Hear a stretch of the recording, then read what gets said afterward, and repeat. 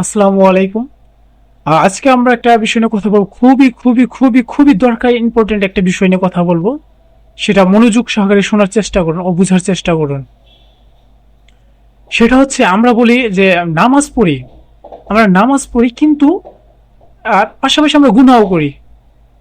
আশেপাশে এরকম অনেক মানুষ আছে যারা নামাজও পড়ে পাশাপাশি সাথে আবার গুনাহও করে। কেন? নামাজও পড়ছি আবার গুনাহও করছি, দুইটা একসাথে আমরা করছি। কিন্তু পবিত্র কোরআনে তো আল্লাহ তাআলা বলে দিয়েছেন যে নিঃসন্দেহে নামাজ তোমাদেরকে অশ্লীল ও খারাপ কাজ থেকে দূরে রাখে, তাই না? নিশ্চয়ই আল্লাহ তাআলা বলে দিচ্ছে যে নিশ্চয়ই খারাপ নামাজ খারাপ ও অশ্লীল কাজ থেকে মানুষকে দূরে রাখে। তাহলে কোথায়, আমরা এই কথাটা মিলতে আছে আমাদের সাথে? হ্যাঁ, ঠিক আছে, অনেকে আছে যে ভালো নামাজও পড়ে ভালো কাজও করে, কিন্তু অনেক মানুষ আছে যারা সুদ খাচ্ছে, নামাজ পড়ছে, মিথ্যা কথা বলছে, নামাজ পড়ছে, চুরি করছে, নামাজ পড়ছে, জেনা করছে, নামাজ পড়ছে, সকল কাজই করছে, গুনার কাজ, পাশাপাশি আবার নামাজও পড়ছে। কিন্তু সময় যাইতেছে, তার কাজের যে ব্যবসাটা, মানে গুনার ব্যবসাটা আরো বাইরে যেতেছে, কিন্তু সে ফিরে আসতেছে না। কেন? জিনিসটা কেন হচ্ছে? আমি বলি কেন। নামাজ জিনিসটা কি আগে এটা বুঝতে হবে। ধরেন আপনার জ্বর আসছে, বলছে যে ডাক্তার বলে দিছে যে এই ওষুধ নাও, এই ওষুধগুলো যদি তুমি খাইতে পারো, দেখা গেছে 10টা ওষুধের লিস্ট দিয়ে দিল, ওষুধগুলো যদি তুমি খাইতে পারো ইনশাল্লাহ তুমি কিছুদিনের মধ্যে সুস্থ হয়ে যাবে। কিন্তু আপনি কি করলেন, 10টা ওষুধ না নিয়ে একটা ওষুধ নিলেন। মানে 10 টাইপের ওষুধ দিয়েছিল কিন্তু আপনি এক টাইপের ওষুধ নিয়েছিলেন। নেওয়ার পরে একটা ওষুধ খেলেন, সময় যায় কিন্তু শরীর সুস্থ হয় না। সময় যতই যায় ওষুধ খেতে দেন কিন্তু সুস্থ হতে দেয় না। কেন? কারণ যে বাকি যে ওষুধের লিস্ট আছে ওগুলো তো একটা কম্বো, একটা যেগুলো একসাথে যদি আপনি খাইতে পারেন তাহলে আপনার শরীরটা সুস্থ হবে, তাই না? এটাই তো স্বাভাবিক। ঠিক একইভাবে নামাজটা কি, নামাজের ভিতরে কি কি বোঝানো হয়েছে, কিভাবে নামাজ পড়তে হবে, সেগুলো তো বুঝতে হবে, তাই না? তো ওইভাবে যদি আপনি নামাজ পড়েন ইনশাল্লাহ আপনি খারাপ অশ্লীল কাজ থেকে বেঁচে থাকবেন।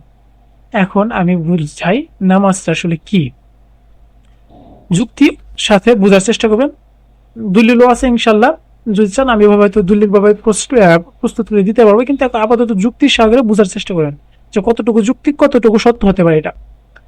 বিষয়টা হচ্ছে এরকম, নামাজ আগে বুঝতে হবে নামাজের মানেটা কি।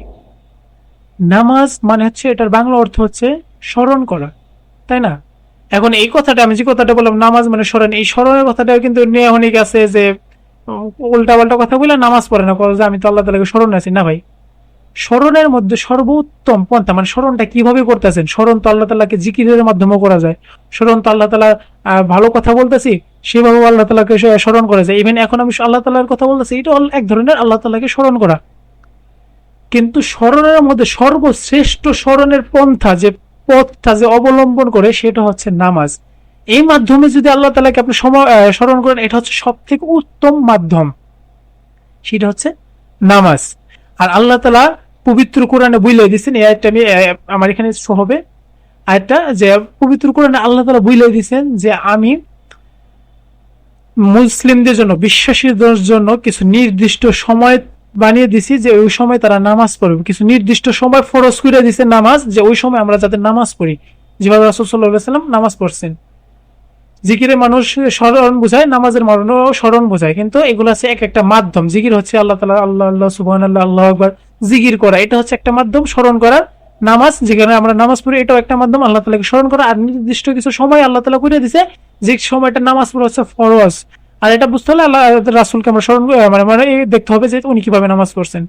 আচ্ছা, যাই হোক, একটা টপিক বুঝতে বললাম যে নামাজ মানে হচ্ছে স্মরণ। তার মানে আমরা যখন নামাজে যাব, তার মানে আল্লাহ তাআলাকে স্মরণ করার জন্য যাব, নাকি আজকে ব্যবসায় লাভ হইলো নাকি লোকসান হইলো এটা স্মরণ করার জন্য, আল্লাহ তাআলাকে স্মরণ করার জন্য। কিন্তু আমরা নামাজে দাঁড়াই, আল্লাহ তাআলাকে স্মরণ আসেই না। নামাজে যতই দাঁড়াই, আশা পড়ে যে না, ওইভাবে কথা বললে হয়তো প্রোডাক্টটা সেল করতে পারতাম না, এই কথাটা করতে বললে হয়তো আরো 2 লাখ টাকা বেশি ধরাই দিতে পারতাম না, এই জিনিসটা করলে হয়তো ওর সাথে তর্কে জিততে পারতাম। এগুলো আসে নামাজে দাঁড়ায়। কেন? কারণ হচ্ছে আমরা যে দোয়া পড়ি সেগুলো আমরা বুঝি না যে আসলে কি পড়ি। নামাজ তো স্মরণের জন্য ছিল, তাহলে নামাজে কি স্মরণ করি? শুধু কি আল্লাহ আছেন, আল্লাহ আছেন, আল্লাহ আছেন এই স্মরণের জন্য? না, আমরা যে দোয়াগুলো পড়ি এগুলোর কিন্তু এক একটা অর্থ আছে, এগুলো কিন্তু এক একটা বার্তা। যখন আমরা নামাজ পড়ি, যেমন আমরা যখন বলি যে সুবহানা রব্বিল আলা সেজদায় গিয়ে, তার মানে হচ্ছে আল্লাহ তাআলা পবিত্র, আল্লাহ তাআলা সব থেকে মহান। যখন বলি সুবহানা রব্বিল আজিম রুকুতে, মানে আল্লাহ তাআলা সব থেকে পবিত্র, আল্লাহ তাআলা সব থেকে ক্ষমতাশীল। যখন বলি আল্লাহু আকবার, এর মানে হচ্ছে আল্লাহ সব থেকে মহান।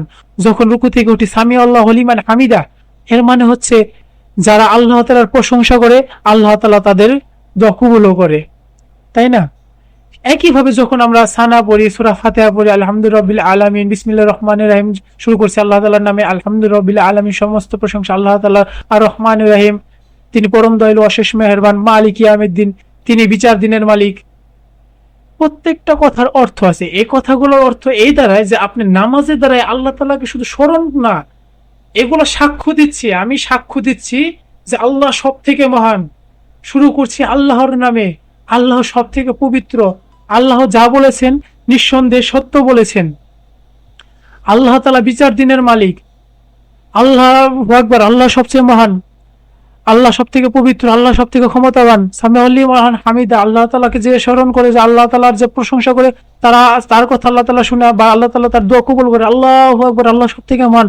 সুবহানা রাব্বিল আলা, সাক্ষ্য দিচ্ছি যে আল্লাহ তাআলা পবিত্র, আল্লাহ তাআলা সব থেকে মহান। নামাজে হচ্ছে আল্লাহ তাআলাকে সাক্ষ্য দেওয়া যে আল্লাহ তাআলা দেখেন আপনি যে নির্ধারিত সময় দিয়েছেন, এই নির্ধারিত সময়ে আমি উপস্থিত হয়ে আমি সাক্ষ্য দিচ্ছি যে আপনি যা কিছু বলছেন সবই সত্য, আর আমি সবই গ্রহণ করলাম। একমাত্র আমরা আপনার ইবাদত করি এবং আপনার কাছে সাহায্য প্রার্থনা করি। এই হচ্ছে নামাজ।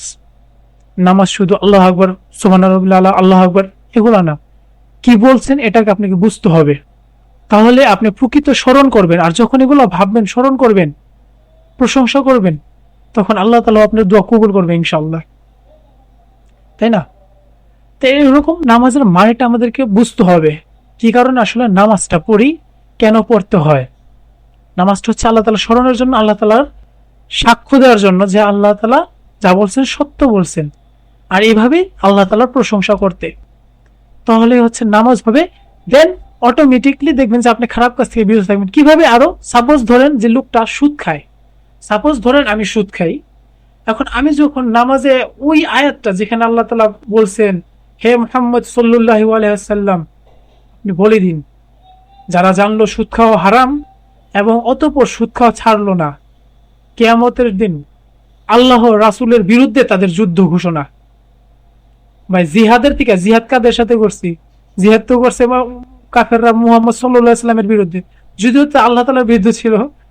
কিয়ামতের দিনে কি আল্লাহ রাসূলের বিরুদ্ধে ঘোষণা, যুদ্ধ ঘোষণা। এখন আমি যদি একদিন পড়লাম সুদ খাওয়া হারাম, সুদ খেলে পরে আল্লাহ তাআলার বিরুদ্ধে যুদ্ধ করতে হবে, আমি আরবি বললাম, বাংলাটা বুঝলাম, পরের দিন 2 দিন পর আবার একটা আয়াত পড়লাম, 3 দিন পর আবার এই আয়াতটা পড়লাম, 4 দিন পর আয়াত পড়লাম।